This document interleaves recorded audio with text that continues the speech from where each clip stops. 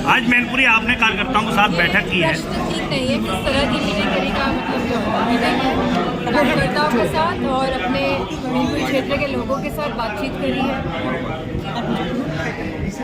आज बीजेपी अपने प्रत्याशी की पहली लिस्ट जारी करने जा रही है, क्या कहेंगे? उसमें मैनपुरी का भी नाम है। ये तो चुनाव की प्रक्रिया है कि सारी पार्टियां अपनी अपनी लिस्ट जारी करेंगी, उसमें हम क्या कह सकते हैं। अच्छा, अखिलेश जी को दोबारा CBI का नोटिस मिलने जा रहा है। और ऐसी है खनन के मामले में जो राज्य मंत्री है प्रतिभा शुक्ला, उन्होंने कहा है कि खनन माफिया इतने मजबूत हो गए हैं कि उन पर कार्रवाई कराना हमारी बस की बात नहीं है। जो कह रहे हैं, जो प्रकरण हुआ है कि CBI का ये जो नोटिस आया है, तो मेरा मानना है कि इस तरह के नोटिस बहुत सारे नेताओं को आ रहे हैं जो भाजपा का बड़ा मुकाबला कर रहे हैं। तो ये उसी श्रृंखला में एक कड़ी है, क्योंकि भाजपा जानती है कि आज देश की हालत क्या है। हमारा देश जो है 1.5 लाख करोड़ के कर्ज में डूबा हुआ है, जहाँ एयरपोर्ट बेचे जा रहे हैं, जहाँ रेलवे बेची जा रही है, जहाँ जो गवर्नमेंट की जो सरकारी ज़मीनें होती है उनको बड़े बड़े उद्योगपतियों को बेचा जा रहा है, जहाँ हमारे युवाओं के जो पेपर दे के आते हैं, जो आशाएं जागृत होती है कि शायद अब नौकरी लग जाएगी, पेपर जानबूझ के लीक करा दिए जाते हैं जिससे कि युवाओं को नौकरी ना मिले।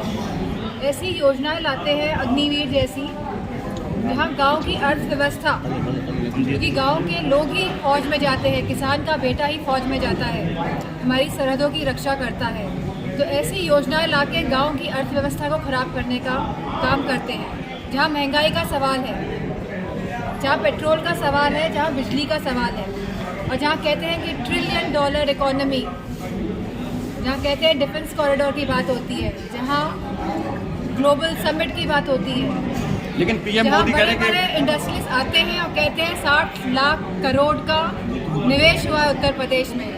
किसी भी इकोनॉमी में अगर निवेश होता है तो वहाँ खुशहाली होती है, वहाँ रोजगार होता है, वहाँ महिलाओं की सुरक्षा होती है, और यह सरकार इन सभी मुद्दों में असमर्थ रही है। लेकिन PM मोदी कह रहे हैं कि 10 सालों में 25 लाख लोग जो है वो गरीबी रेखा से बाहर आए हैं।